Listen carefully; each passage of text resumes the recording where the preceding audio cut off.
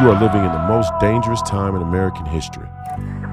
We won't take a single back step. Former professional basketball player is now the Republican Party's choice. Can you imagine Royce White, the U.S. Senate?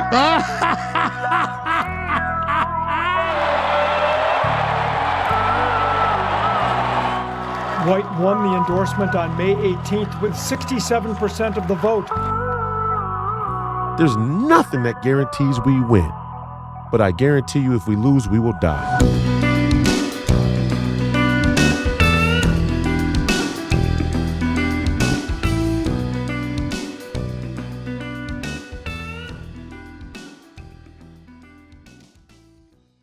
Good evening. Welcome back to another episode of Please Call Me Crazy, brought to you by Free People Radio, powered by our favorite sponsor, TireGet.com. That's TireGet.com. You have to buy tires from somebody. You might as well buy them from us. Help fund the movement, help support the movement. We believe in the freedom of movement, and that's exactly what the establishment wants to take from you now. I'm your host, Royce White, here in the belly of the beast, Minneapolis, Minnesota. And today we have another incredible family and friends edition.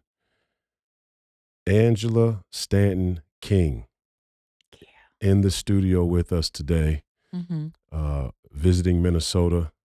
And there's so much to talk about, where to even begin. We're not even going to do the backstory. We're going to do a part 2 and tell the backstory. Okay. I want to go right into the politics of today, right now. Breaking news, and I saw your post thanking Marjorie Taylor Greene for her service and her work. Recent announcement that she plans to resign in January from the House. Your thoughts, your initial thoughts on Marjorie Taylor Greene, your relationship with her, you know, how she's been helpful for you personally, and then what's going on in politics MAGA? right now? Yeah, what it just in the MAGA movement. Yeah, what's happening? Okay, so you hit me with 4 questions. Okay. Let me start. First, Marjorie Taylor Greene, her and I ran together in Georgia in 2020. So we did a little bit of traveling together. We were a lot at a lot of the rallies together. And her and I, of course, developed a relationship just through that alone. Over the years, Marjorie has been very supportive of my work personally.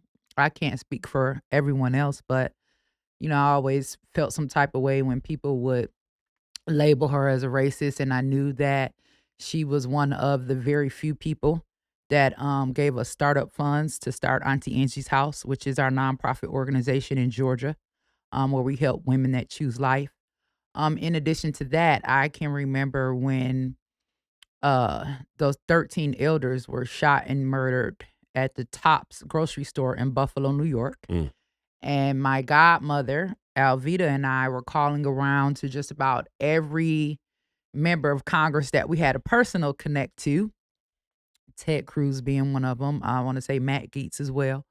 But just asking them to draft some legislation. Some legislation had just been drafted to protect some Asians that were murdered in Atlanta, Georgia. They got an anti-Asian hate crime bill, and I felt as though that this would be the perfect opportunity for the Republican Party to show, one, that they were not racist by drafting legislation that would protect Black life, but it also would give them an up on the Democrats at that time who were saying Black Lives Matter, but did absolutely nothing about that shooting that took place in Buffalo, New York. So everybody we contacted basically just left us on hold, never responded, or just straight up said no. But Marjorie Taylor Greene actually took the call, sat in the meetings, created the legislation, was willing to sponsor it, and nobody in Congress would support her. No Republicans or Democrats. A lot of people don't know that. So I just wanted to put that out there to just kind of speak to Marjorie's character outside of what a lot of people may see online. I also, witnessed Marjorie, stand with President Trump. Yeah. And I've seen some Republicans not stand with President Trump. So I don't really understand what's going on, but I think that Marjorie making the call to resign was smart, especially after witnessing what just happened to Charlie Kirk. So I think I don't know if it was me, I probably would have done the same thing because it's obvious that we don't have free speech. We think we do, but say something that someone doesn't agree with, and then they call for you to be silent so we can look and see what's happening with Candace Owens. Yeah. You know? What's your take on, move this mic right in front of you. Yeah, move it this way a little bit. Yeah, slide. This Yeah, way. there you go. What's your take on Candace? I mean, I'm not personally a fan of Candace. I mean, why I'm not against. what's your Well, Candace and I had our own personal dealings, so it's personal. It's not nothing off of based off of something. I mean, she attacked my campaign when I ran for Congress and told people not to vote for me. She said that I was. What did she say? She said I was a ghetto. What is she? Snutter gype or some shit. She said, and told her white Republican friends not to support my campaign. And that was an attack that came completely out of left field. And I never understood why Candace, you'll see her here and there, maybe bring a black man on her show. Mm-hmm. But I never saw Candace align with black women. And I didn't know what that was about. But regardless of how she felt about me, I know Candace loves white men. So when it comes to Charlie Kirk, I think, she's saying some things that, are worth paying attention to. Yeah. Yeah, no, I mean, my initial take on Candace was that personally she's kind of annoying sounding. It was hard to listen to her, and I think she's evolved a lot from the beginning of when she popped on the scene, which most people do, right? Yeah, her white privilege ran out. No, I'm just right. But yeah, I mean, she's definitely of that echelon of the party. She's more of country club sort of. Listen, they built Candace. Yeah. MAGA built Candace. MAGA gave Candace her voice. MAGA put Candace on the stage. Mm-hmm. During Trump's first term, there were a lot of us that didn't agree with Candace's rhetoric when it came to our community. Mm-hmm. And so it was a bit rewarding to see her give them a taste of that same medicine when she started, calling out some of the things that I don't necessarily want to discuss because I'm not that knowledgeable of what's going on with, Israel and Charlie and Turning Point. But to you, it seems obvious that she's saying something that struck a chord she can't say. She's not supposed to say. If somebody murdered Robert F. Kennedy, I'm going to do everything in my power to find out what happened. I love that man. Yeah. And I love him because he's like a father to me. I love him for the opportunities that he's given me. We're real friends. Candace and Charlie were real friends. And I think that her passion is real. And if she feels as though, there are some stones that need to be uncovered, I just think she has a right to say what she wants and let them investigate it, and we'll find out what happened. But if I was murdered, I want a friend like Candace. Amen. No doubt. And again, I think I'll say she's definitely grown on me. I mean, I think having kids changed her, and it usually does change women to have children. Mm-hmm. Her temperament has changed a little bit. Now, I think she's gotten a little wild again in the wake of this Charlie Kirk thing. As you would imagine, that was her friend. He was brutally assassinated in front of the world. I mean, yes. We understand that she's, rightfully upset and wants to try and get to the bottom of things. And I don't think they've done a good job of providing the public with information that really answers many questions. I just think there's a lot more to it because if we really just go back and think about the beginning and think about something happened with Candace and Ben Shapiro and Daily Wire. Okay? Let's go back to that. Right. All right? I don't know what that was. But I know Erica as well, and I love Erica, and, I send my condolences to her. And Erica, if you ever need me for anything, I'll always be here for you. But I think that, maybe Candace is privy to, some conversations her and her friend had.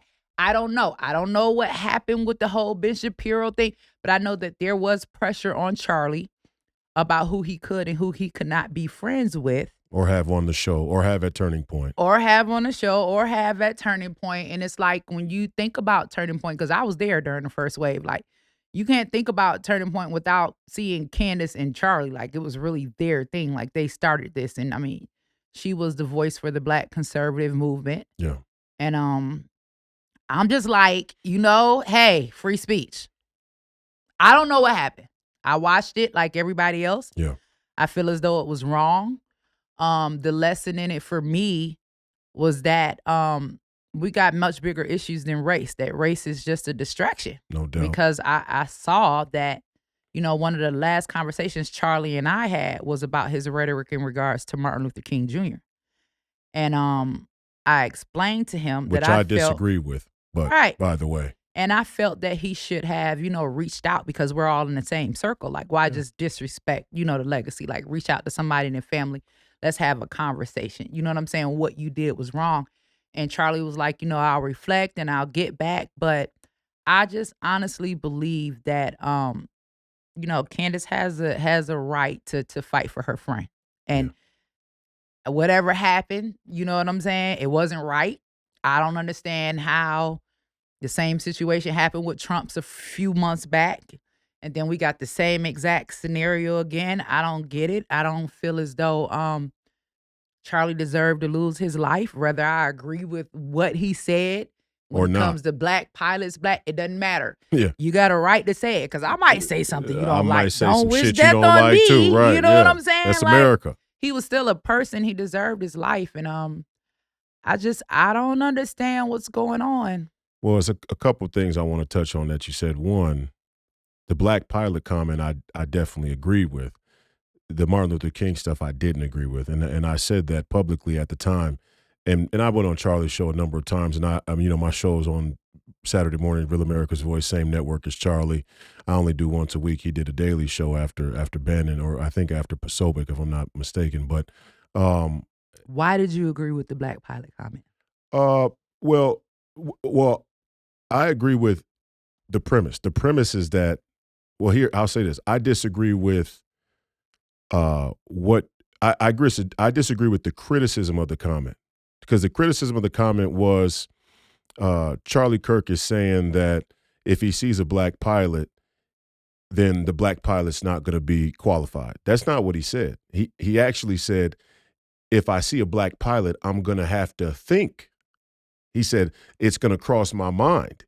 And that's, he said, I'm going to assume. I'm going to. That means you're right. judging someone by their color. But the point is well, I think what he actually said was, I'm going to think, or I'm going to assume. But even that's still a little bit on the fringe, because at the end of the day, I might think the same thing. Yeah, and I might see somebody white in a store and think they finna shoot it up. You know what I'm saying? No, that's However, right? But that ain't wrong to say. Well, I wouldn't judge a person off of their skin color. I would judge them more so off of their actions. Come on now, and stop it. I know a lot of white people, they're not all racist. I know some white people that are racist. But the thing is, stereotypes and prejudice are wrong in general. You never judge a book by its cover. But if we instinctually do it, or the fact that we instinctually do it, we naturally do it, is a matter of is something much deeper than our social standards. But, for example, like people always talk about race ain't this, race ain't that. Racism doesn't exist. Racism is fake. It's socially constructed. It's being pushed by the media. You know, and I know, you go to that state penitentiary, you're gonna see race, at least on the men's side. You're gonna see people separate themselves into racial groups. Oh yeah, and it's different, obviously, behind the wall, but it's similar in the streets, at least in the neighborhoods, in the black community, for example. Like, we know the difference between Gangster Disciples, Bloods, Crips, Latin Kings, Sir 13, MS 13, the Triads, the Yakuza, and the biker gangs, the AB, right? The Aryan Brotherhood or Hell's Angels. Like, so there is separation and stratification about race and color, even if it's wrong. My point is, like, after 9/11, when I was flying on a plane and I saw somebody who was Arab, it didn't cross your mind like, man.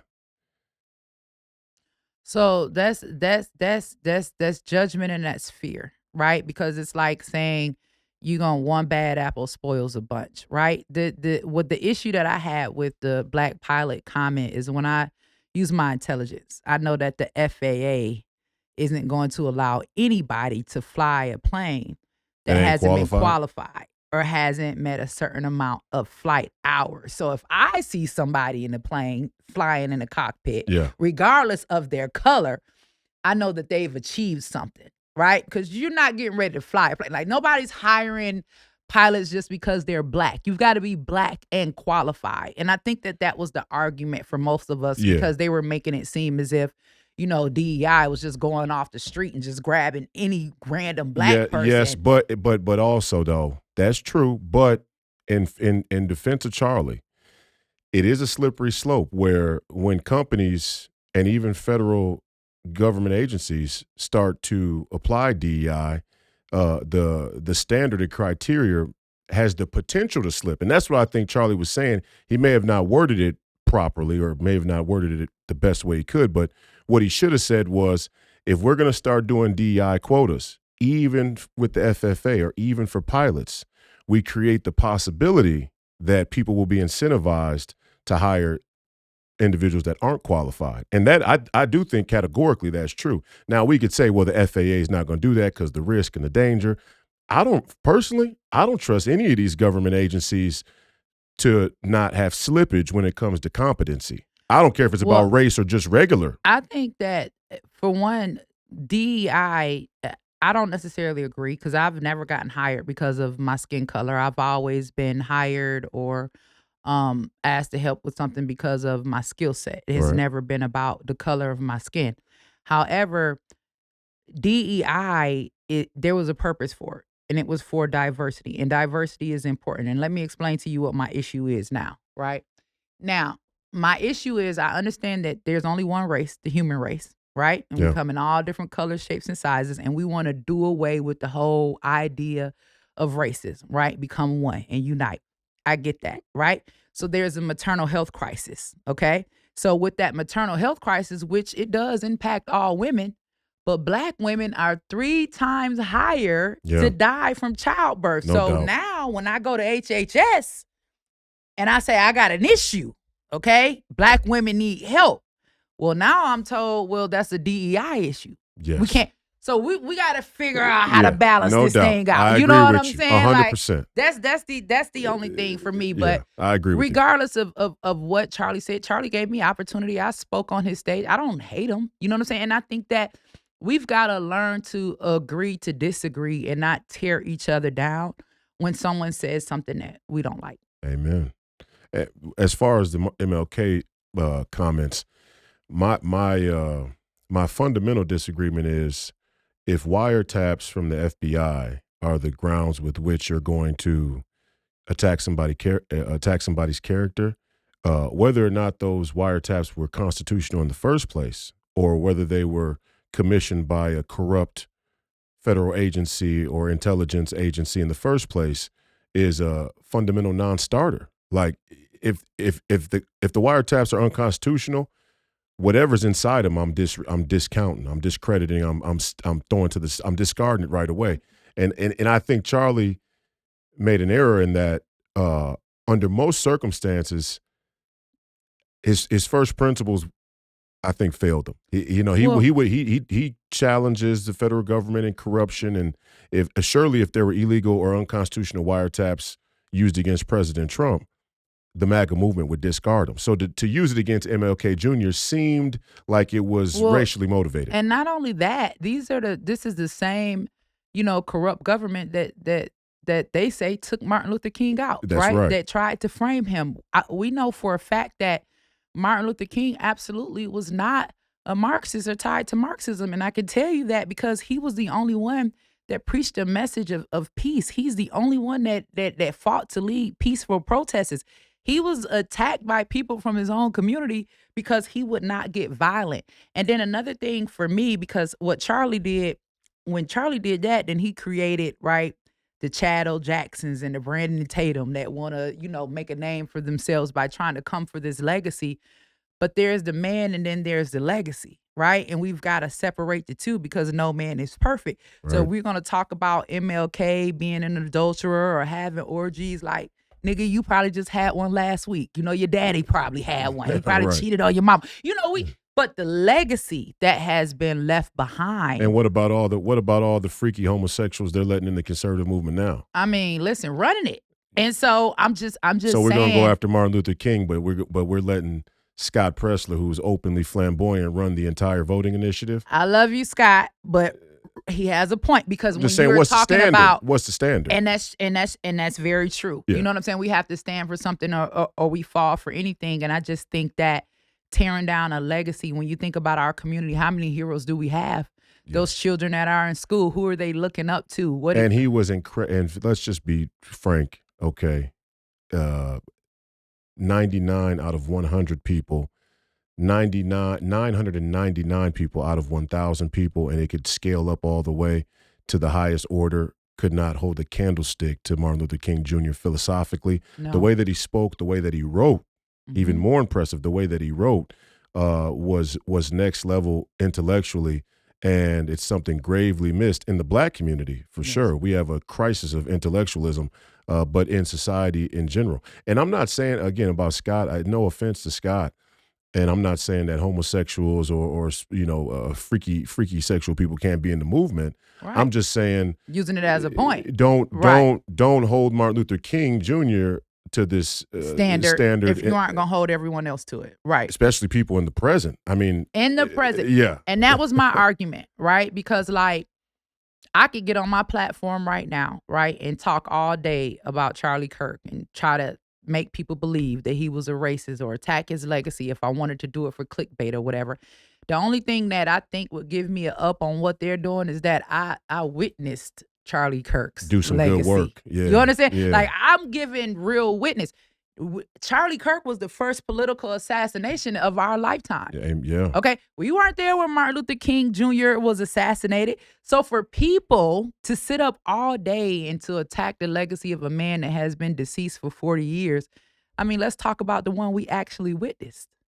Let's investigate that. Amen. Okay. and Charlie, we love you, and Erica Love and the whole Charlie. Kirk family. Yes. You know, but even me, it's like if people. And I would never disrespect. It's not disrespect. It's I just don't disrespect the dead, period. And I don't believe he deserved to lose his life. Of course not. And that's the bottom line. And my only point in bringing it up is because obviously you are a family member, relative of the King family and the King legacy, and that was one of the big hot sort of contentions about Charlie's legacy after his assassination.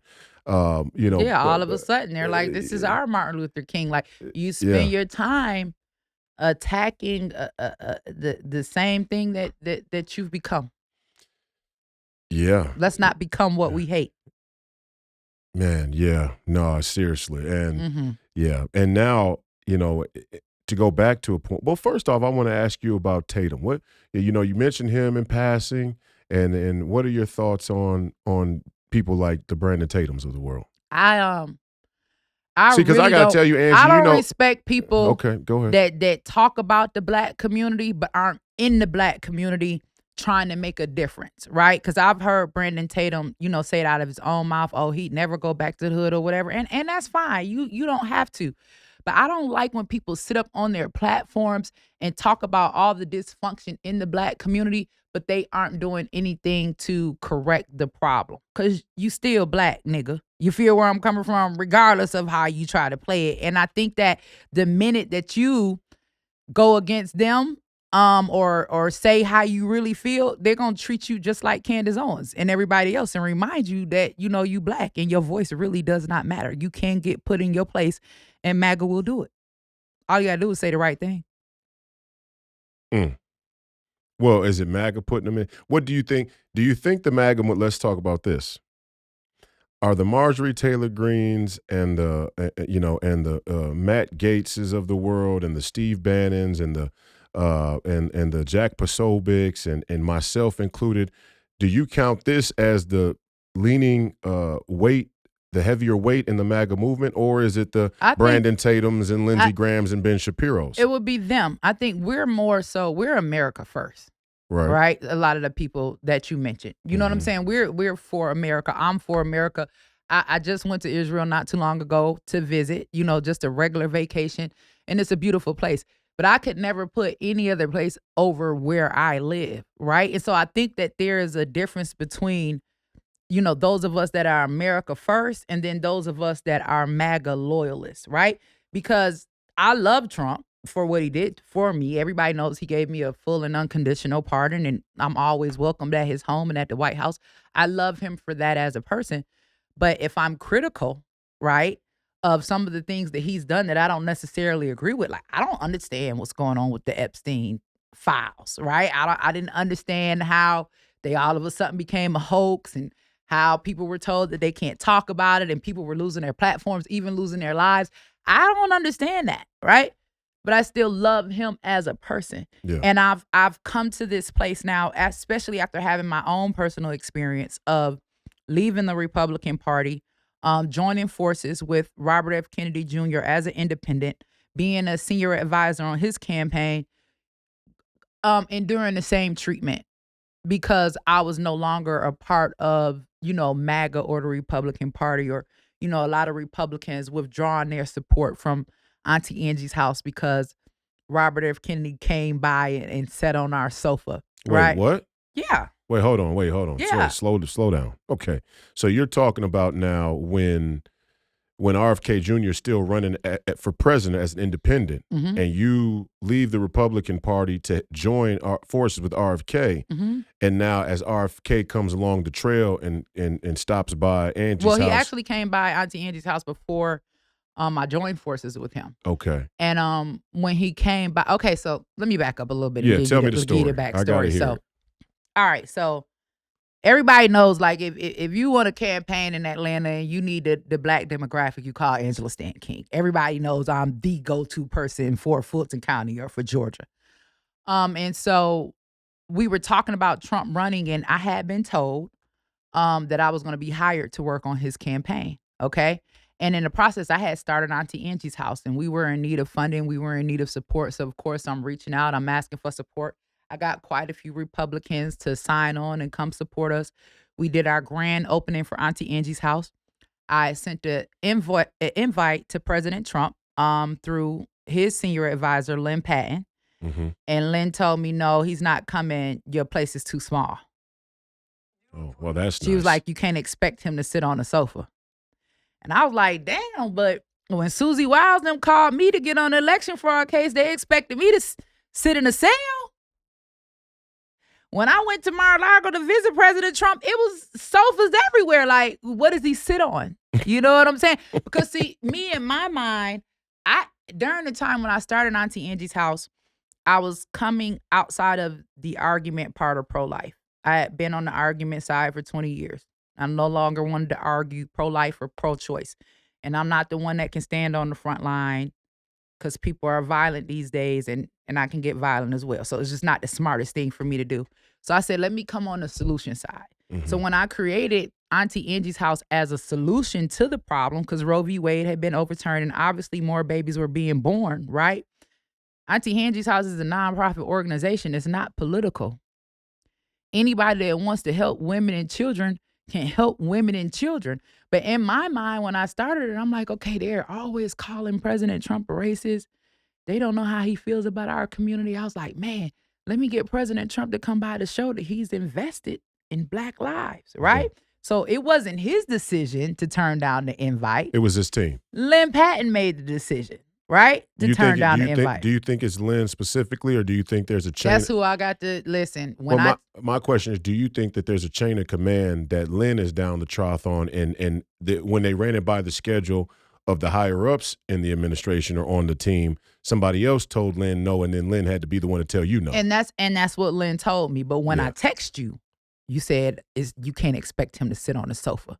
So that tells me you didn't have time to run it by his team. Okay.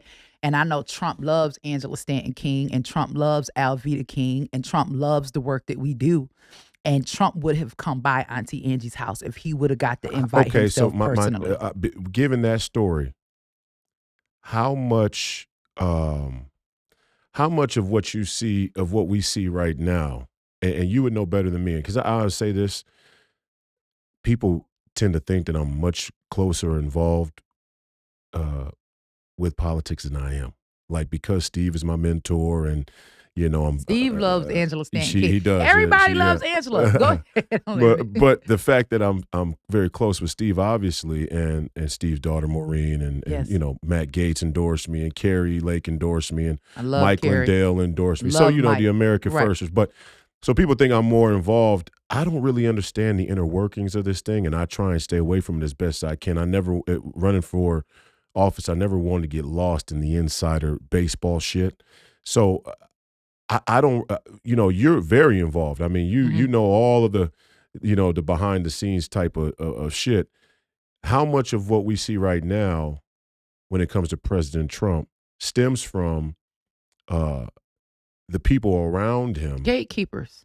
Absolutely. How much of that do they're- you think in all areas, or in certain particular areas? I think it's probably in all areas if you don't have that direct access and you have to go through someone else. When you have to see, like with RFK, it was different because I have direct access to RFK. So it's not a system that I had to go through where I had to worry about somebody intervening in their own ideas about whether or not this should happen, right? I just go directly to RFK and then he can give the order. But when it comes to Trump, then of course there are the gatekeepers. And I think the biggest issue with what happened with me and Trump's team was after I had been promised a job for so long and it never came.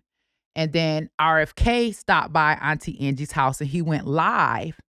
Then I just started getting all these calls and these threats, and I was told that I was a traitor and that I should have never got a pardon, that Trump should have left me in prison, and that I was ungrateful and I'll never step foot in the White House again. Like, it was really nasty, okay?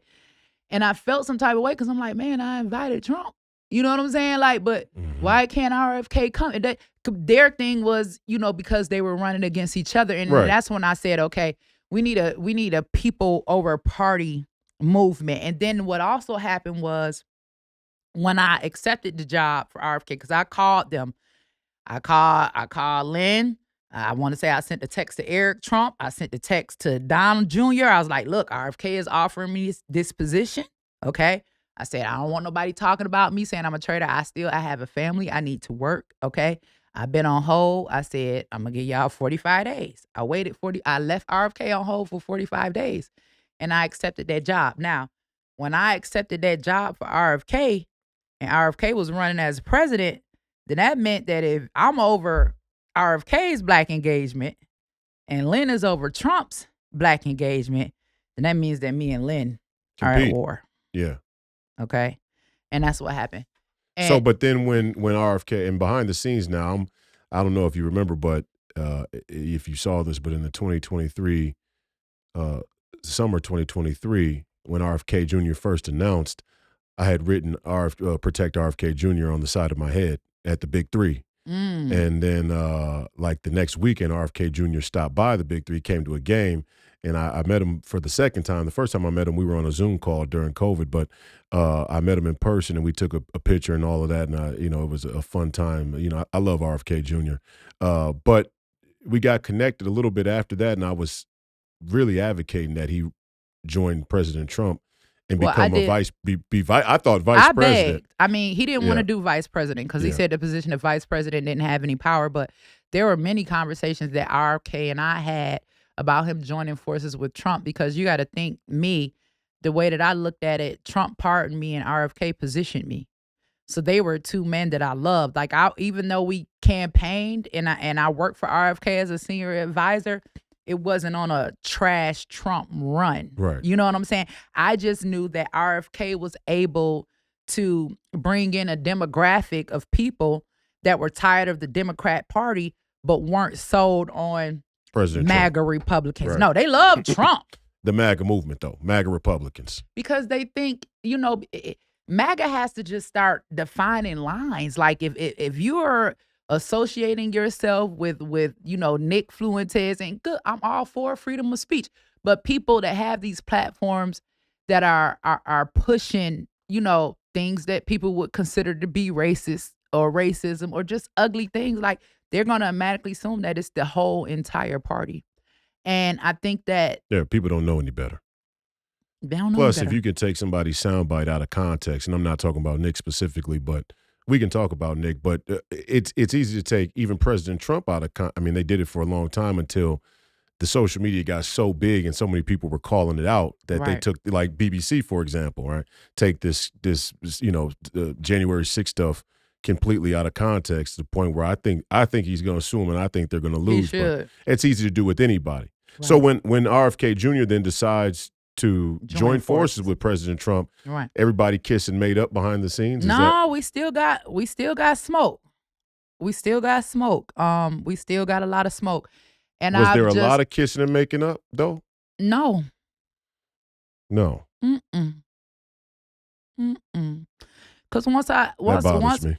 well, it bothers me too, because there's competition, and then there's some people that's just dirty, just outright grimy and dirty. When you go to making and creating false articles and putting them out there and trying to convince RFK to fire me.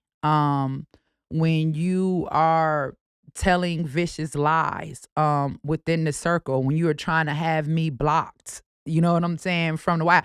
I can't be blocked because I got direct access. You know what I'm saying? But just trying, then to me, that's a problem, because all I've ever done was try to help my community.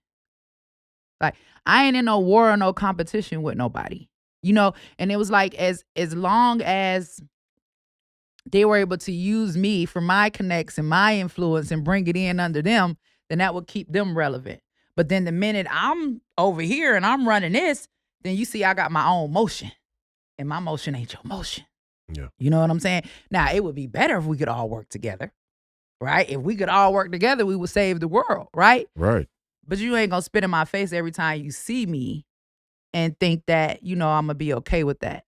Yeah. And, I'll see Trump one day and we'll be able to sit down and have a long conversation about things that have transpired. But I think Trump is fully aware of, people in positions around him that are, gatekeepers.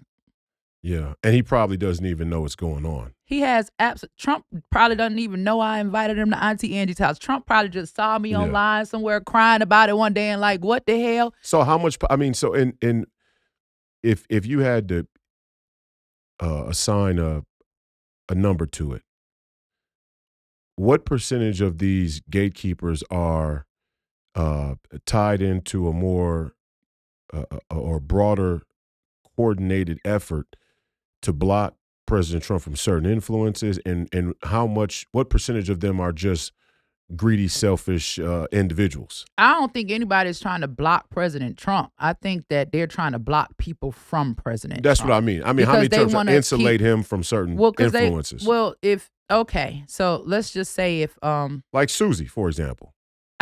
I've had one interaction with Susie. People don't even want to say Susie's name. She's scary. I've had one interaction with Susie Wiles. Yeah. Susie Wiles contacted me back, I want to say either in 2020 or 2021. It had to be 2021 maybe. I don't know. But asked me if I would get on the election fraud lawsuit because I had ran in Fulton County. And I had told Susie that I would, but I would not be able to do it without having some support. And I don't know if that rubbed her the wrong way, but I had just gotten a pardon. I lived in Fulton County.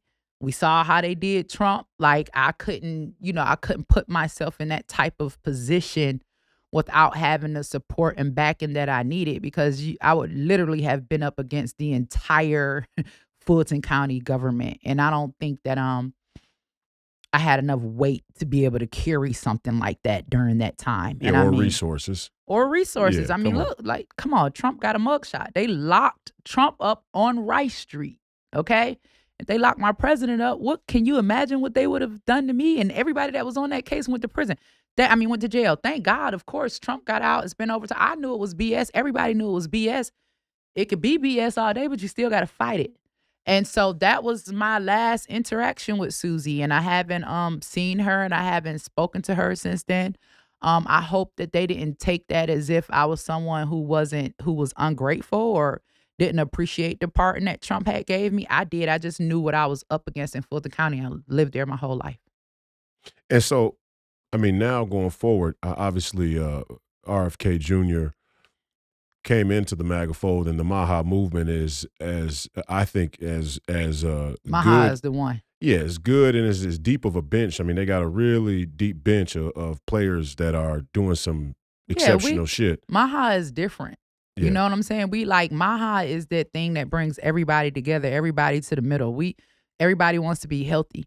And that was one of the most rewarding things for me working with RFK on his campaign, because I had never worked with a group of everybody from a different party. It's either we all Democrats and we fighting for this, or we all Republicans. But when I got on that campaign with RFK, I was probably one of the only pro-life voices, right? That was probably in his top advisory circle. And it was challenging, but the challenging part about it was that we were able to find solutions that worked to move the country forward. And so MAHA was comprised of independents, Republicans, Democrats, libertarians. Like, we just wanted to make America healthy. The more radical ones too, because to fight against the vaccine in pharma is probably one of the most dangerous tracks you can take, right? Well, for RFK to make me one of his senior advisors, you have to know that we had some real gangsters on that campaign. Yeah. Oh yeah. And these are people that I admire because they're people that not perfect. When you look at the Republican Party, oftentimes they give you this image that you have to be polished, you have to be perfect, you can't have any blemishes, which is probably why I'm still me over here, because I'm not going to switch up. But with RFK's team... That's why they don't like President Trump.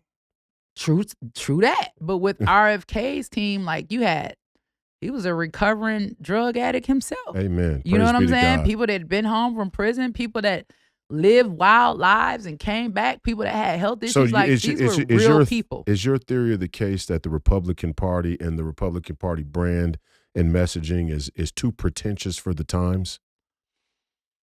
I'm with a lot of the Republican policies. Okay? I support. The policies.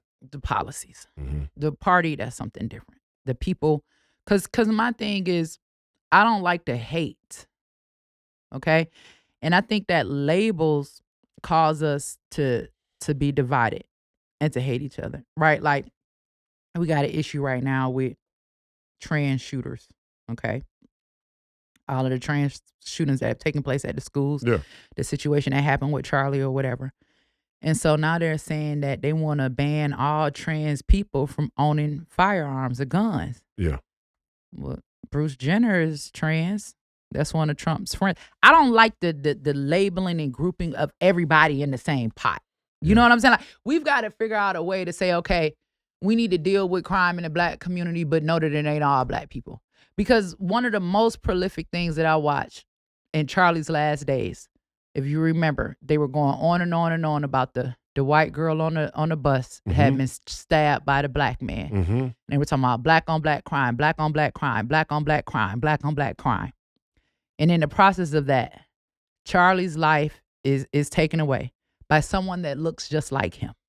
Okay? Right. So what I understand is that it's not the color of the skin, all right? It's the evil behind it. All right? Evil doesn't have a face. Evil doesn't have a color. Okay? Evil inhabits. Okay? It has to take on a form, right? In order to do what it needs to do. And evil can rest in anything. No doubt. Yeah, so I just feel like, for me, one of the reasons why it does, but there does seem to be a significant amount of evil in the black community. I mean, yeah, but I mean, it's in all communities. I ain't gonna sit up here. Listen, I'm from the black community. But that percentage is different. I deal with them. Okay, they also number one at aborting their children. Right. Okay, right. I deal with them. I tell them all the time. But like, everybody that I love that has been murdered was taken away from me from somebody that looks just like me. I don't get on their bullshit. I straighten them out too. However, what I'm saying is, it doesn't make you any better with your active school shooters. Okay? Right. If we're gonna get into it. It don't negate that. If we just gonna base or let's say the suicide rate. If we're gonna base it on color. The suicide rate's out of control. All right. Yeah. These mass shootings. Well, let's say this: the suicide rate is out of control in general in the white community. Let's not talk about mass shooters. Yeah, you don't want to talk about that. No, we can talk about mass shooters, Okay. but I'm just saying before we even go to the mass shooters, which is an anomaly. I mean, that's a very small number, not comparable to black on black homicide, really. But how many black the suicide mass number shooters is. do you have? I know plenty. Name them. Pull them up. I know a nigga that just shot 6 people 2 weeks ago here in Minneapolis. That's a mass shooting. Name the black person that's going into the schools shooting and killing school children. No, they don't do that. Okay. Yeah, that's different. All right. So is that a genetic thing? You know what? I would say this, and this is what I was saying. I do think the psychological profile of suicide is definitely leans more toward a tendency for school shootings than homicide. And transgenderism. Like, that's something we got to throw in. That's something we got to throw in all there. of a sudden. Well, and if you want to be technical, there are probably more white transgenders than there are black transgenders. Yeah, of course. You feel me? Mm-hmm. I don't know that for sure, but I'm just... And trans furries. For sure that. Mm-hmm. The trans furries is definitely that's a white some wild phenomenon. Shit. I don't... Okay. Only black people that are getting down with the trans furries are black folks that grew up in white communities, white liberal communities. No black people from the hood. I mean, you can't even come to the dinner table and say shit like that. You're probably gonna get your ass whooped, right? So, but I feel what you're saying 100% because I tell, like I was explaining to you yesterday, the whole black nuclear family argument that people like Larry Elder have made very popular in the conservative movement, in my opinion, is a form of controlled opposition. It's a way to discourage black people or make black people feel disempowered to access the rest of Republican policy. So I totally agree with you. There are certain cultural narratives that we still want to hang on to in the Republican Party that may have some truth to them, but ultimately they block. What is the result? The result is it's blocking black people from getting the fruit of what's good about the party. And how do we fix it? Right. And then when we talk about those numbers, because just let me say that, even when we talk about black on black crime and, all of that, when it comes to, cases that are overturned or unjust convictions, right? True. Black people are also number one at that. Okay. True. So, I mean, Amy Klobuchar, district attorney. I wish there was a way we could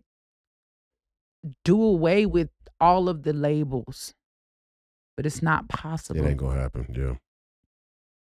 It's not possible. But we need people like you too, because and I try and tell the Republican Party, even here in Minnesota, I tell them all the time, I'm like, use me to talk about things that are tough to talk about in a way that's helpful and that's genuine. Right. And I think the party establishments on both sides of the aisle do a very good job. They're very effective in keeping the individuals like RFK Jr., who comes from even Trump in some respects, right? Trump's background ain't squeaky clean either, right? I mean, he's got 6 children by 3 women, right? Five. I mean, right? You know what I'm saying? So that even that is considered to be beneath the conventional Republican standard. And RFK Jr. certainly isn't the exemplary Ivy League Obama type either. So I think both party establishments are trying desperately not to let normal people step up and talk about these issues. Well, to me, the Democrats do a really good job with presenting people who are relatable to their voters. The Republican Party does not. Do they, though?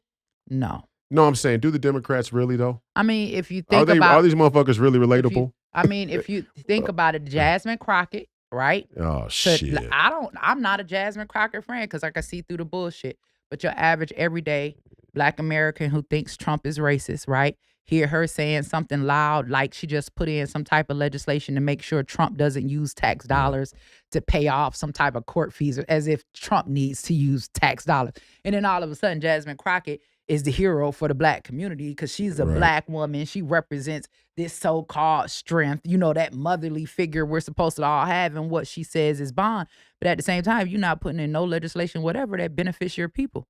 But see, she's not even from the hood like that. Exactly. You actually really hood like that. But so why don't they? But why? But so, we know that because we done our research. No, but my problem is this. Let me say this about the black community. Okay, it's the same way I tell Nick Fuentes about the white community.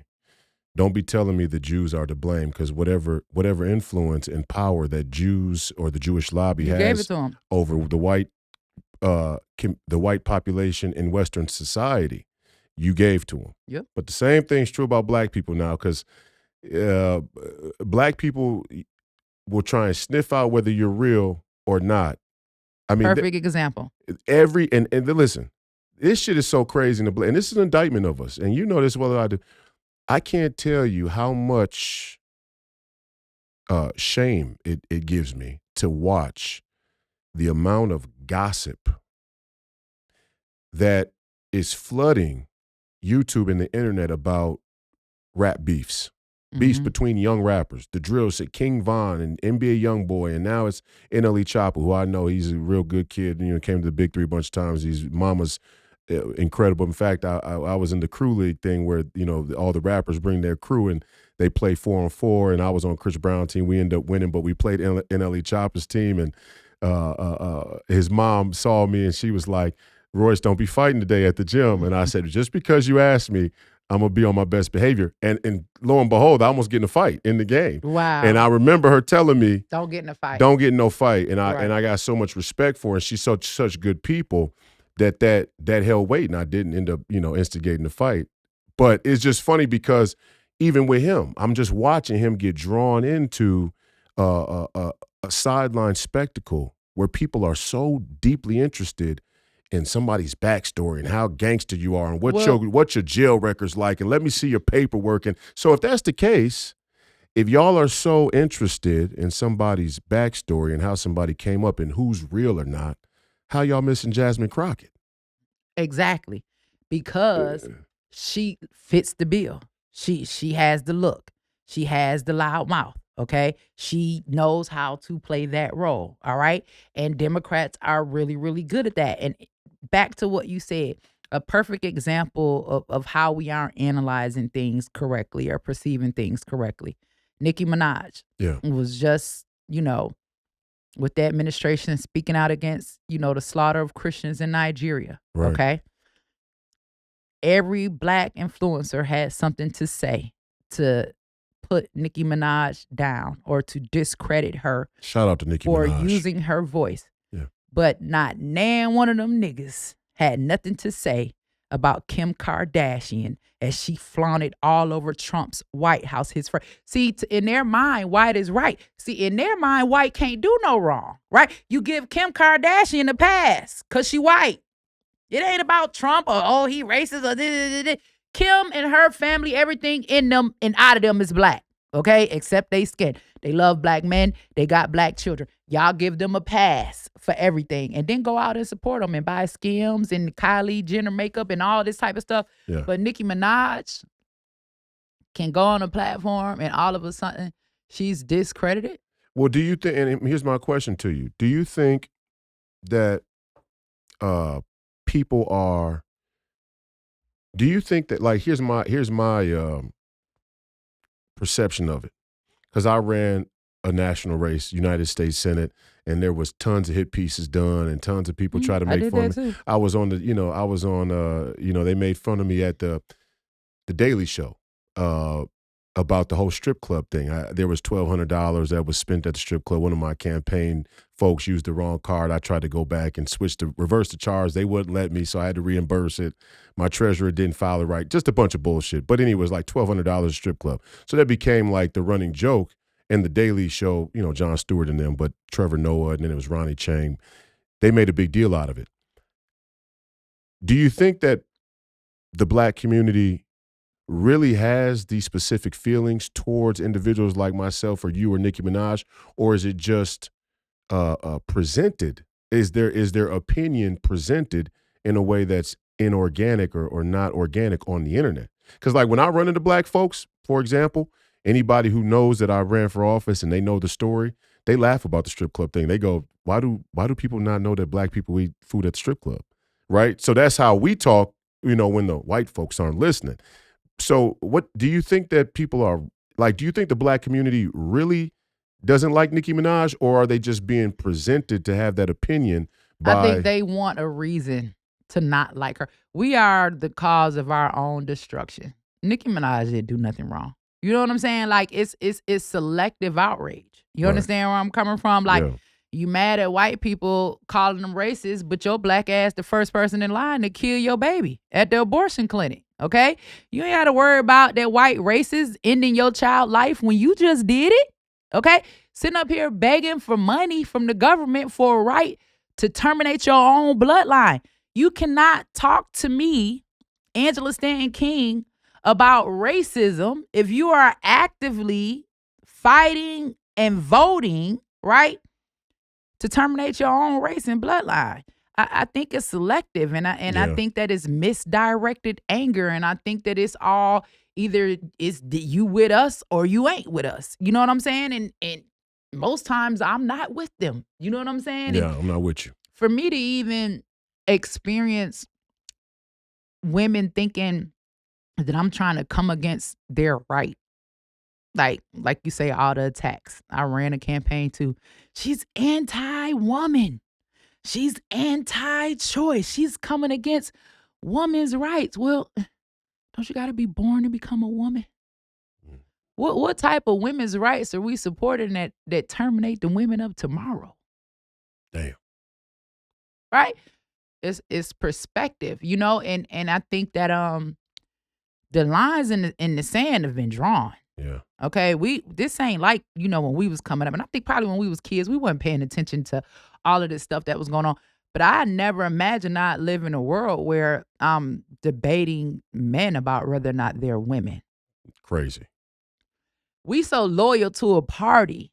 Same thing just happened with our girl Tish Hyman at Gold's Gym. I'm not saying I'm glad she had that experience, but I'm glad that she's now a voice added to this movement, because I love her. you can't say she's transphobic. You can't say she's homophobic. This lady is a black lesbian. But what we realized through And a her strong is that, looking one too. right, yes, Yeah. and beautiful in her own way. Yeah. What we realized is that when we remove the labels, we all women. So what I learned with connecting with Tish was, it don't matter if you Democrat or I'm considered conservative or independent. It don't matter if you gay and I'm straight. Before you was gay, you was a woman. Before I was a mama to that transgender son I got, right? I was a woman. I'm a woman first, baby. So I can't agree with you and forget who I am. So we've put ourselves in this situation. Yeah. Right? Yeah. We ain't got time to be blaming the white man. Even still, and when you say that, even still, the Republican Party and the MAGA movement has to understand that we have a duty and an obligation to educate the way that Martin Luther King Jr. did. He was an educator. He was a teacher. A scholar. He taught people philosophy from the ground up, and we've done a poor job of that.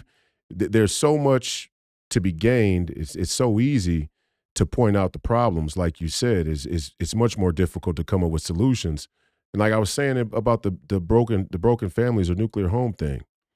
I had a Minnesota governor candidate named Kendall Qualls. He's a goofball, corny country club, suburban, black dude wearing an Indiana Jones hat, talking about how many black fathers are missing from the home. And don't get me wrong, I know how many black fathers are missing. I also know why they're missing.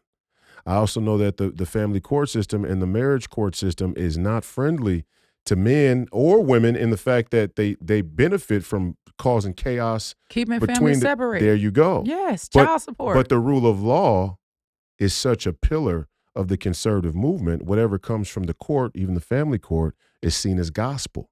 Yeah. So we've put ourselves in a corner where, and I asked him the other day, I said, so you're telling me that 90% of black children don't have a father on their birth certificate, and you want to go to the black community and try and get their vote or their support or even have them listen to us by telling them that their young men are destined to fail or be in jail because they never had a father? That's not gonna work. That ain't. It's not only is it not going to work. I don't think it's Christian. But let me. I don't think that's a Christian thing to say. Let me highlight this, and I said this, and Slide some over this way people just a little bit. Yeah, I said this, and some people took offense to it.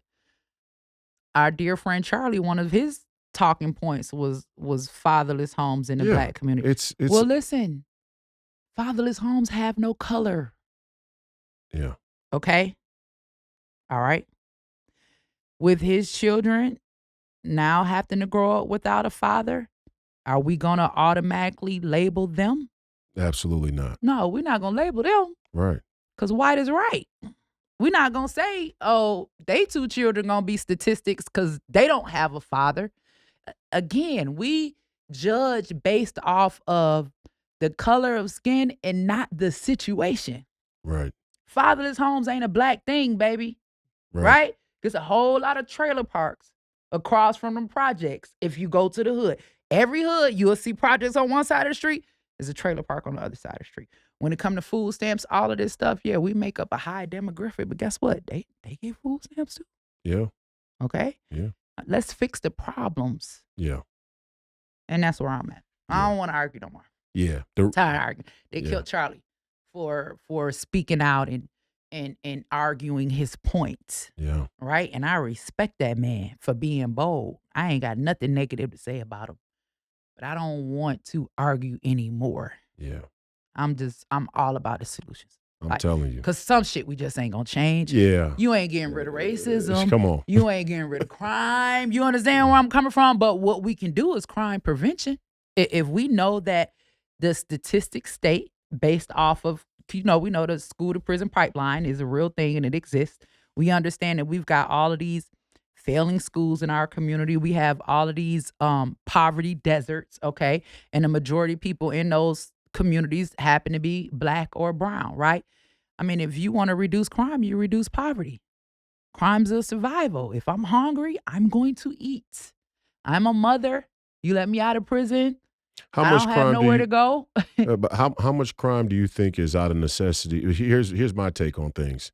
It appears to me, it's cultural assessment, that much less crime is out of necessity than ever before. I think there's a growing impulse towards crime that's rooted in music, maybe the music, generosity. But yes, that. Okay. Well, kind of just a wickedness of spirit. I agree with you a little bit, but then to answer your question, I have to say, look how many illegal immigrants we've let into this country, right? Doubt. You crossing the border illegally is a motherfucking crime, okay? Right. It's a crime. Point blank. However, we're more compassionate towards them because we're saying that these people are committing are crossing the border illegally because they're in search of a better life. Okay, then let's go to the hood. All right, we already here. We ain't got to cross the border. But a lot of us still searching for a better life.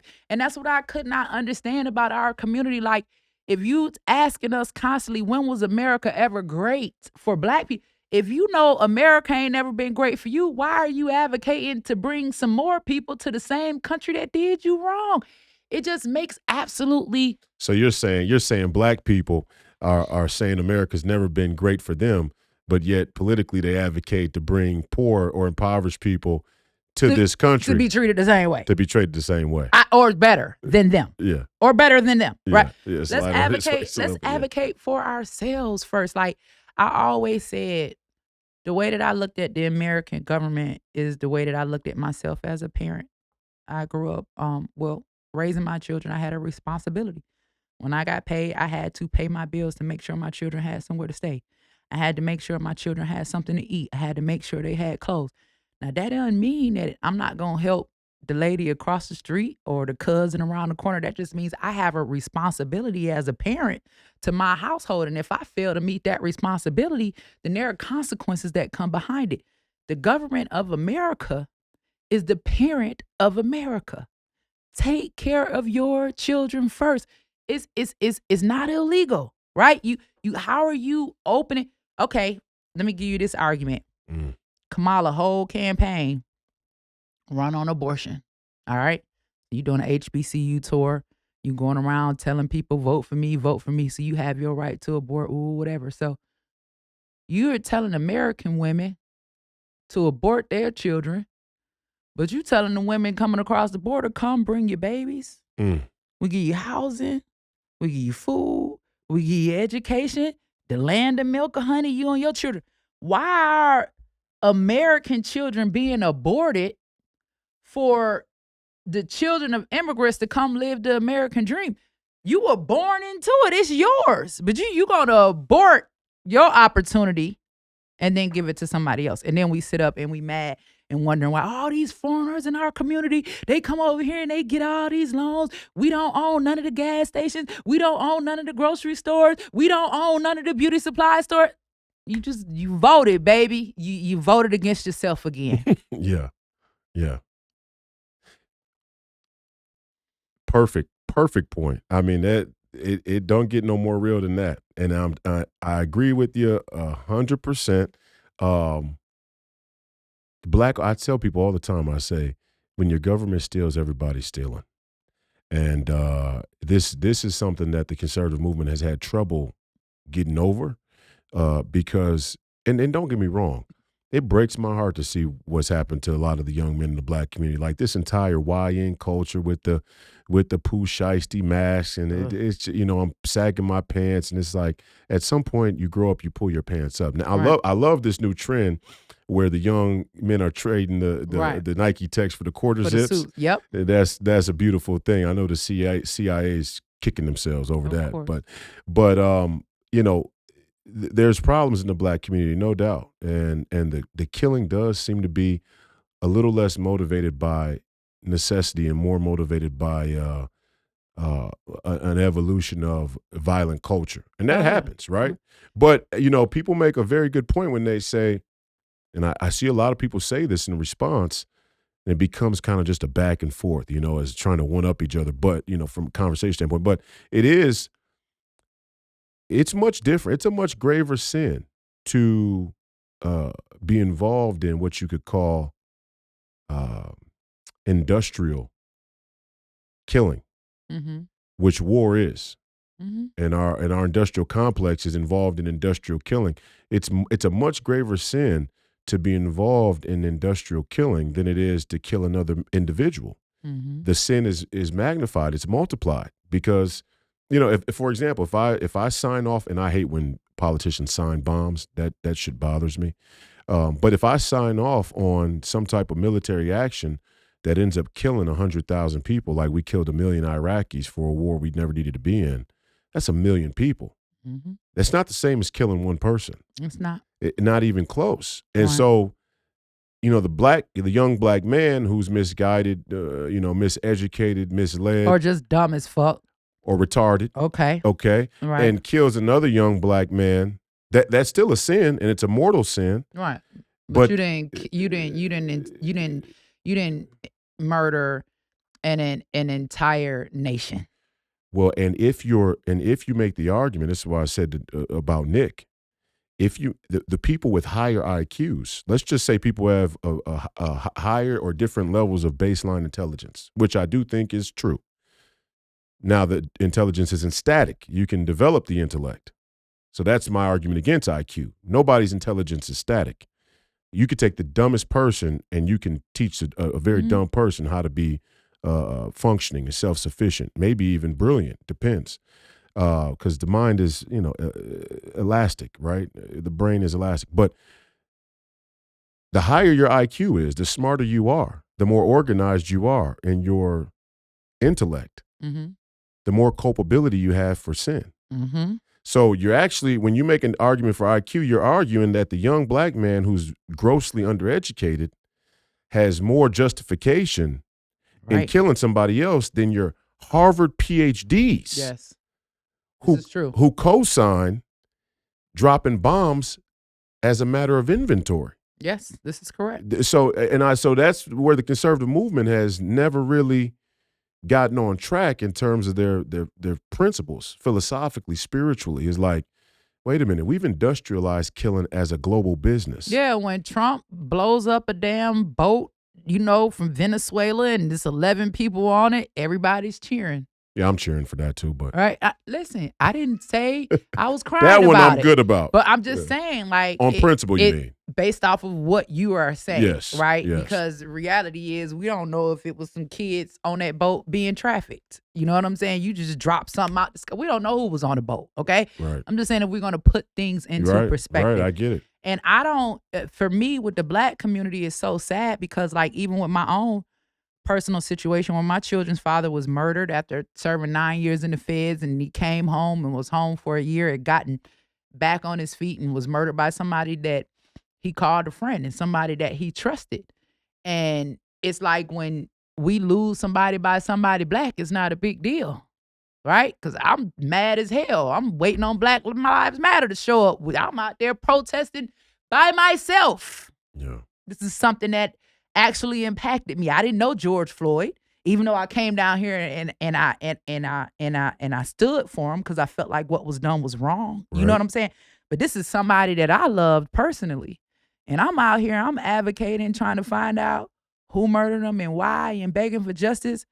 But Black people won't stand with you. And what? But when it was somebody Black, it has to be somebody white. Well, but also, like, I'm gonna feel better if a white man killed him instead of a Black man. But also, let's ask this question: why aren't the white Republicans coming to protest with you when Black people kill Black people? Why aren't the white Republicans sending donations to Auntie Angie's house? We're pro-life, right? Right. Is it because we're not pro-Black? Here, in Auntie Angie's house, we help anybody. I'm just going where the need is. If Planned Parenthood can target the Black community for abortion, then why can't Auntie Angie's house target the Black community for life? Right? Yeah. Yeah. I mean, hey, you let something happen, they'll go online in a minute and raise $2-3 million. What that kid name was? You know who I'm talking about? Rittenhouse. Shooter. Rittenhouse? Rittenhouse. Them conservatives got together in a minute to save him, and he ended life. Auntie Angie over here saving life. We going on baby 98, and I can't get them to come together and raise $2 million to save lives. But if you a white boy and you in lives, they're coming for you. So you're saying there's still a lot of racial motivation There's still a lot of racial motivation under the surface of I feel like American if I politics. if I had never started talking about the Black maternal health crisis, and if I had never start pointing out what happens to Black babies, that Black babies are aborted more than any other race, I feel like I have way more support from the Christian and pro-life movement of the conservative party. But because I am so outspoken about the Black babies that have been aborted, because I am so outspoken about what's happening to Black mothers, then there's not an interest. And that's when I said I had to become independent, because what I learned was, while I was with the Republican Party, yes, they are very much pro-life. They're not pro-Black, and they don't have to be. That's my fight. And so, our door's still open, and we just gonna keep going. God gonna bless us. We be all right. We not closing our doors. Yeah. Yeah. I mean, it's complicated, because I'm like, damn, maybe I should go kill a nigga. I'm just playing.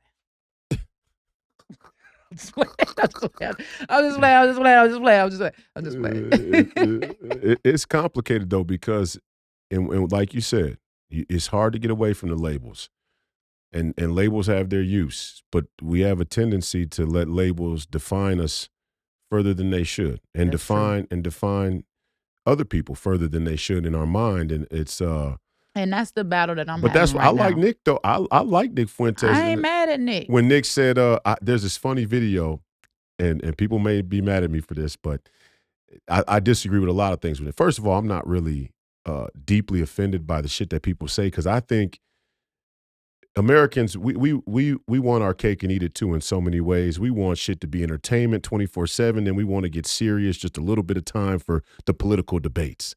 And then when President Trump makes a joke, it's like, well, he shouldn't joke like that, or Dave Chappelle shouldn't joke like that, or whoever. It doesn't even matter what your politics are. People are very offended by shit. But then they want to be entertained 24/7. It's like, you got to pick a lane, all right? If I'm going to try and say funny shit, or if I'm going to try and crack jokes, then you can't be easily offended. You got to have some thick skin. So I think some of the shit that Nick Fuentes says is him being a young kid, and young kids, young men, you know, I don't mean kid 28 ain't a young kid, but young men, you know, joke. I feel like They say shit they don't really mean, but they mean it, you know? I've been got over that because I'm like, in my mind, if we as a people can stand up and say Black Lives Matter, if I can get on somebody's platform and say Black women need help, white people can advocate for white people. You know what I'm saying? Like, I'm not mad at you for being white or saying white lives matter. Right. You're white. Like, you have every right to do that. If I can do it, they should be able to do it. So the Nick Fuentes, I mean, he's got his own platform. He says what he says. I don't agree with everything that he says. And I'm sure if we ever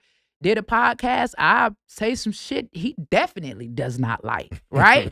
Right. But guess what? We can agree to disagree and we can move on. It doesn't have to be hate. And he got the right to say it. And I do too. And we all got the right. We should have the right to say what we want. Should. The censorship on the right is getting to be a little bit ridiculous. I don't like it. I don't like it. Like, I don't like how they eat their own. Okay? Democrats, for whatever reason, they stick together. All right? MAHA, RFK people, well, we fight too, but it's behind closed. We got a lot of shit going on in MAHA. You ain't gonna never see it on the front page. You know what I'm saying? Like, we're gonna handle our business behind closed doors because we know we got an entire movement following us. We got an entire movement watching us. You understand where I'm coming from? MAGA, the minute you say something you don't like the way that they loved Candace to the way that they hate her now. Who though? I don't think Candace is losing that fight. Honestly. I think Candace is coming. I mean, her podcast went number one. The American people, of course, they still listen to Candace. I listen to Candace.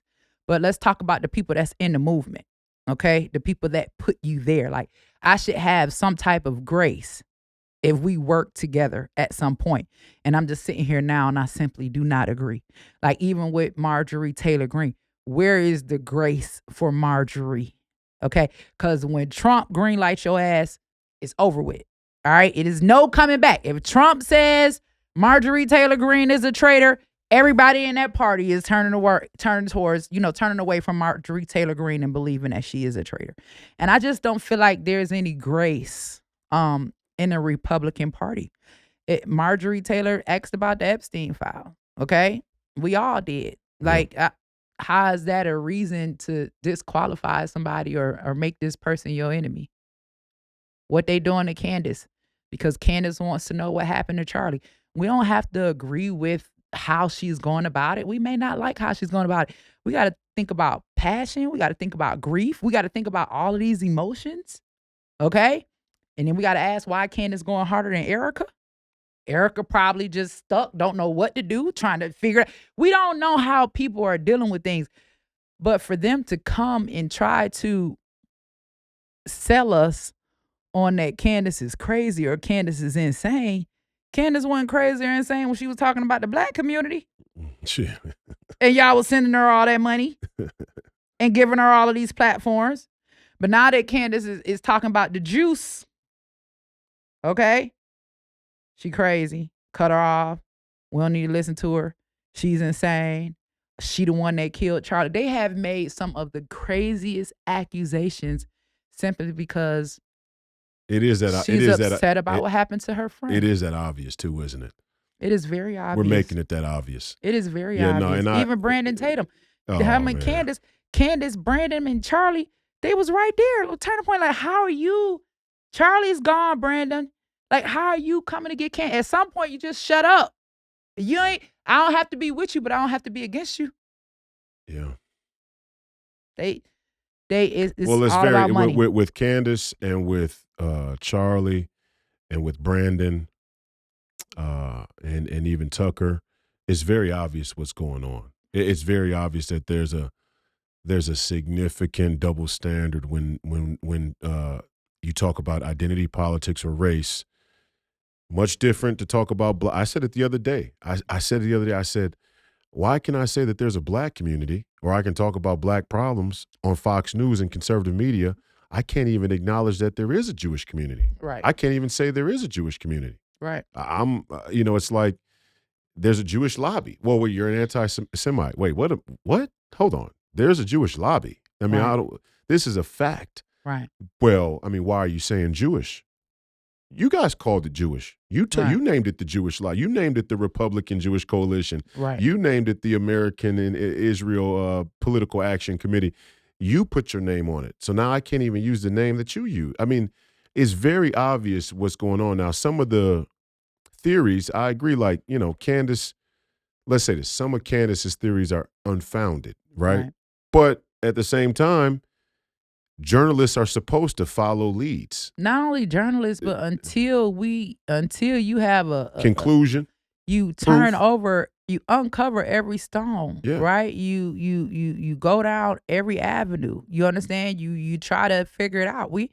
She wasn't there. She don't know what happened. She trying to figure it out just like everybody else. But what she does know is that the shit that they said don't make sense. Okay? We all know that. Yeah, we all know that. Okay? Listen, it was weird to me. And I'm not a detective, okay? The way that it happened, the blood, and then it wasn't no blood on his shirt. Like, how do you have blood just gushing from your neck like that? Like, blood should have been everywhere. Like, there are a lot of questions. Is he alive? Like, there's just a lot of questions. I mean, there's a lot of questions. And the general public doesn't know, and they're asking. And I'm not mad at Candace for trying to figure out what happened to Charlie. And this is the American government. I'm connected to the Martin Luther King family. This ain't nothing new. I work with Bobby. His uncle and his father were both assassinated. And between the we two know of you it was guys, by the government. Like, listen. Between the two of you, between you and RFK Jr., you're talking about three of the country's most prolific assassinations. Charlie Kirk came on the heels of that. Yeah. So our government has Him already being alive, been though, that's known. a wild one. That's a wild one. But people speculate all kinds of things. But that's part of the psyop too, right? Is to get people just thrown around. Always a psyop. It's always a psyop somewhere. We don't know. So what? So you think? So going forward, I'm hearing in line with what we're talking about. There are rumors that some CIA folks plan to run a coup on RFK Jr. as the health secretary, that he's facing some deep state pushback there in D.C. I'll say this. The last time I met with Bobby, I went to go take him his award for Auntie Angie's house, and I was sitting down at his home. And I spent a lot of time with Bobby, but this time it was different. Because Bobby looked at me 3 times and he told me, he said, Angela, he said, they're all trying to kill me. He told me this 3 times, right? And it wasn't Republicans trying to kill him, Democrats trying to kill, all of them, both sides, okay? Bobby knows what he's up against, okay? I know what we're up against, all right? And the bottom line is, I think at some point I've just lost faith in the government. I've lost faith because, I don't know, I've been on this journey alone, and I realize that the work that I'm doing in my community to better my community, I'm doing it without the help of the government. And for somebody like me to be as close as I am to this current administration, and Auntie Angie's house haven't received any type of government funding or support, okay, lets me know that we don't need the government to better our communities, right? And it's all a game, right? No way should Charlie Kirk be dead because of political beliefs. Murder. And then how you murder somebody in front of 2,000 college students? Like, what about the trauma? Like, what? In America, we're just like a third world country. Yeah. What makes us any different? We got people sleeping on the streets, nowhere to go, hungry, in just about every major city across the nation. Corrupt politicians. Okay. We got babies being aborted instead of giving life because their mothers are told that now's not the time, or they're going to suffer, or don't bring them into this world to suffer. What type of society is it that we are living in when women honestly feel like it's safer to terminate their children and to give them life. So I'm like, I'm here, but I'm done with this shit. I'm Yeah. done. I don't want to, you and me, like, it is no room for us in this party because they'll do us like they did Charlie Kirk. The ones that they know for real, because see, me, they'll never trust me because they know I'm going to stand on what's right, even if they wrong. Mm. They want the people that's going to go along to get along no matter what, like Brandon Tatum. All of a sudden, you going against Candace, promoting Israel. If Brandon Tatum stood up for the black community the way he stood up for Israel, his ass will be kicked out of the Republican Party in an instant. Mm. And that's just reality. I can't even believe it sometimes. I'm watching it and I'm going, is this motherfucker serious? He's serious. And I'm like, I got love for Israel. I got love for the Jews. I know a lot of Jewish people. My I partner, don't got nothing bad to say about him. my partner right here in Free People Radio, Professor Penn. Next time we have an interview, maybe tomorrow we do part 2. I have him come and sit in the interview, and you could meet him and talk to him. But it has nothing to do with the Jewish people, but the level of shilling for the nation of Israel. And most of all, and talk to me about this because you come from. He got spit on when he went to Israel. Oh, that's horrifying. I only got spit on one time by a little kid. And what cultured society? Oh God. Hold on. When have you ever heard or seen a little kid spitting on an adult? Spit on a priest in America? Never. Now I know some ghetto ass, badass, undisciplined, no home training ass kids. I've never spit on me. I have never seen a little kid. I'm so glad that none of them kids spit on me when I went to Israel. Y'all will be calling Trump trying to get my ass out of Israel right now. They had me up under the jail. I've been to beat his ass, his mama ass.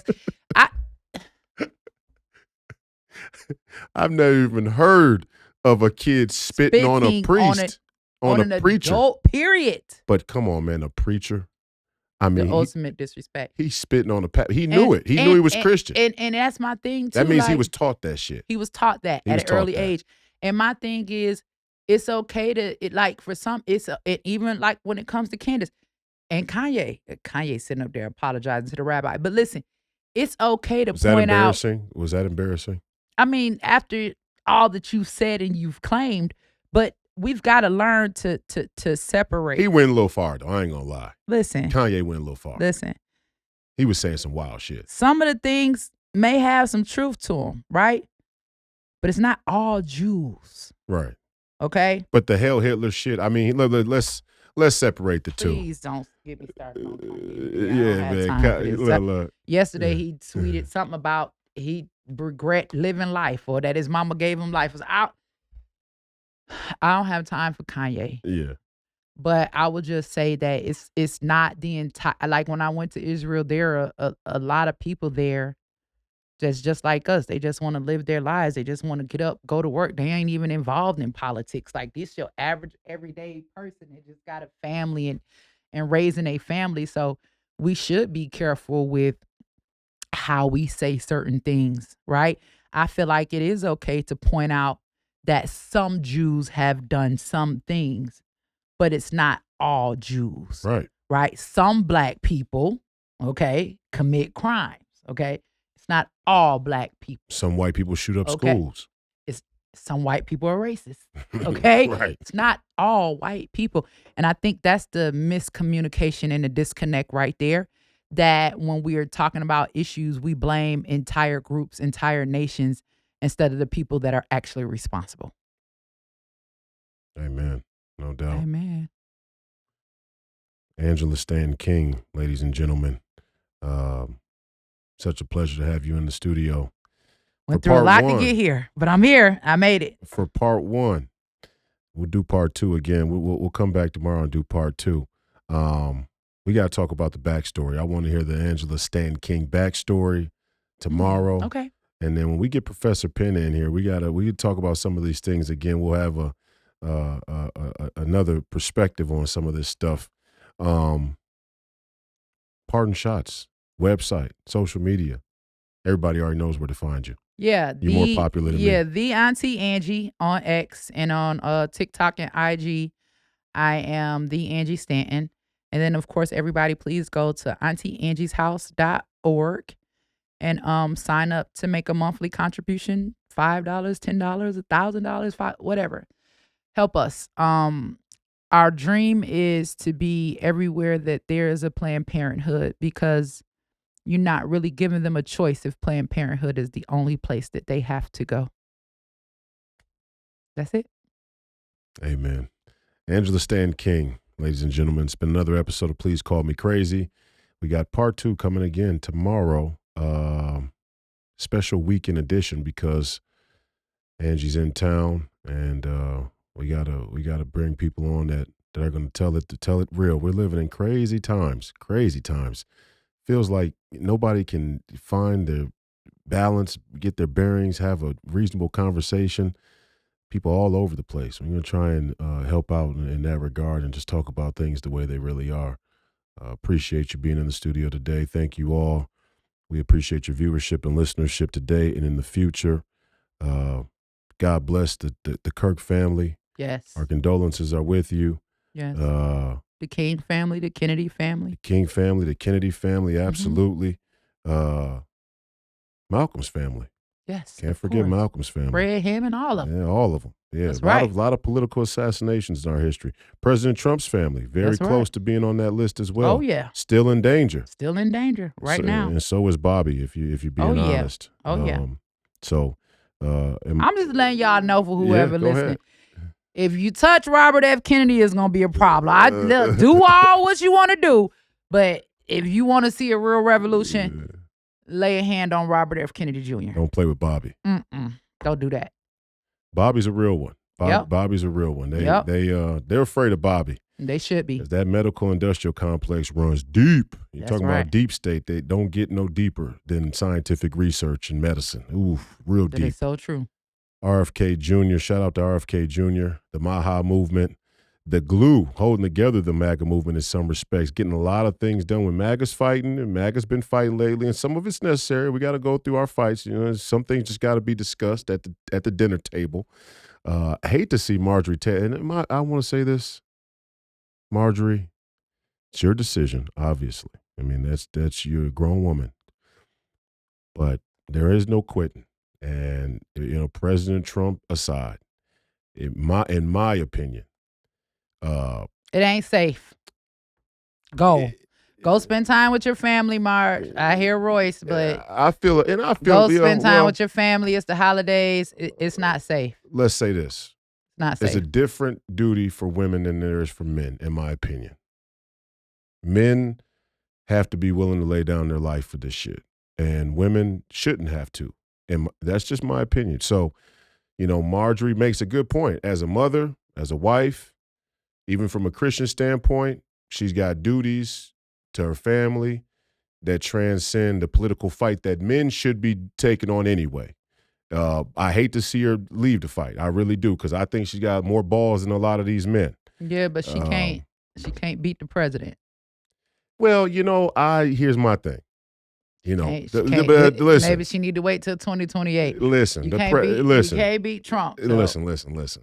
People got to be okay. Now, come on now. President Trump, he gets upset. He's quick. He flies off the handle quick. He's had a lot of problems with a lot of people. What he does not and understand it got reconciled later. What my president, whom I love very dearly, does not understand is that although he said it, right? We know that he just talking. That's just how he is. He's very blunt.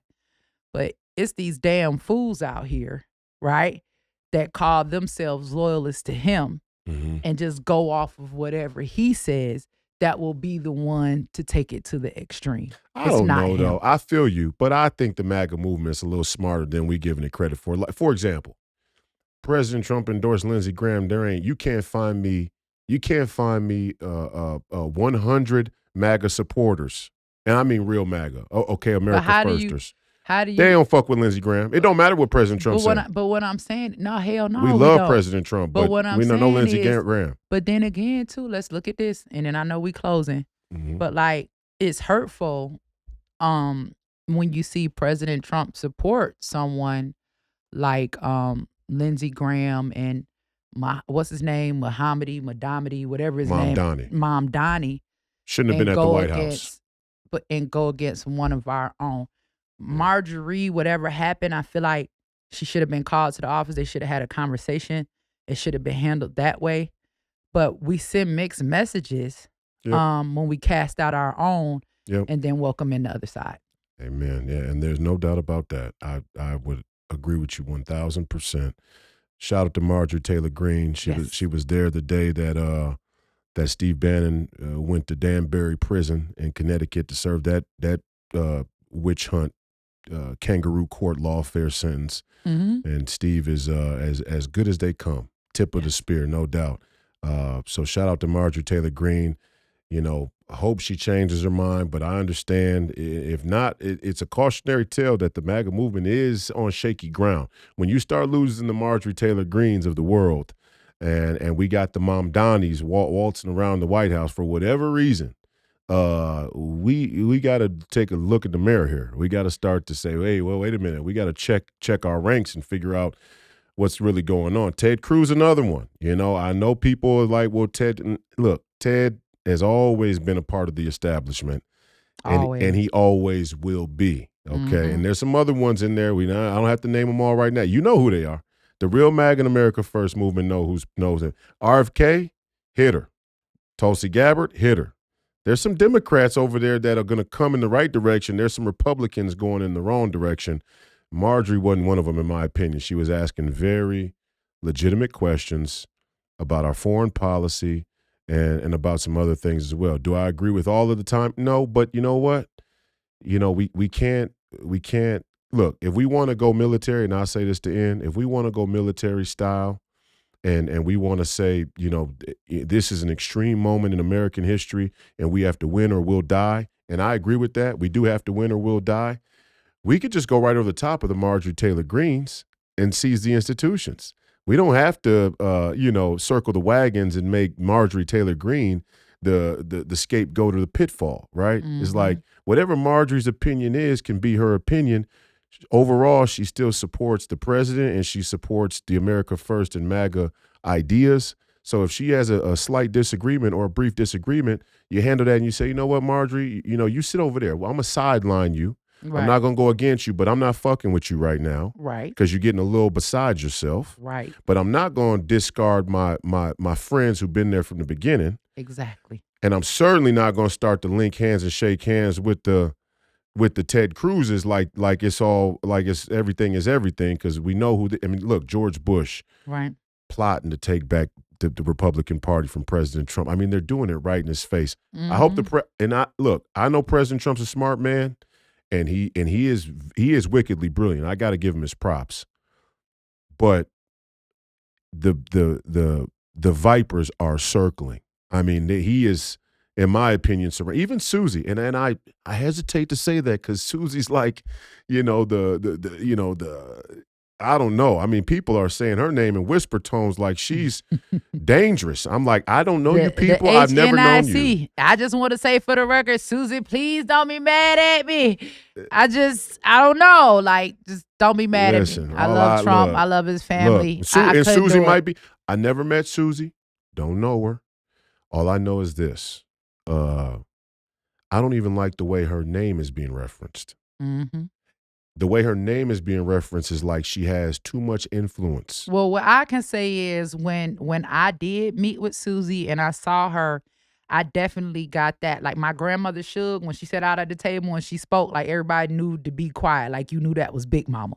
So when I met with her, she definitely has that Big Mama energy. Like, she is a boss. You know what I'm saying? We got to, give her respect. I mean, if she is the one that the president has trusted, to handle his affairs, and obviously I want to believe that she is shown herself approved. I believe that Trump and Susie Wiles have known each other for a very, very long time. I think their relationship goes far beyond this particular presidential administration. And hey, to each his own. What I'm trying to do, I'm trying to help people get out of prison, and I'm trying to save babies. That's it. And I would do that with Trump. I would do that with RFK.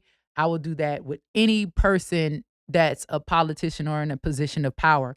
I just want to provide solutions for our community, and that's it. Yeah. Amen. Hey, we'll catch you guys tomorrow. Again, we appreciate it. Angela Stanton King.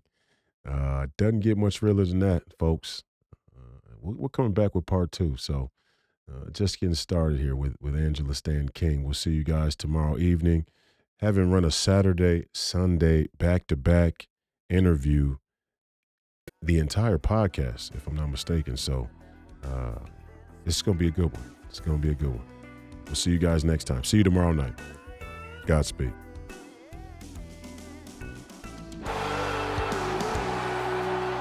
Everything's up on the bar. We're all in.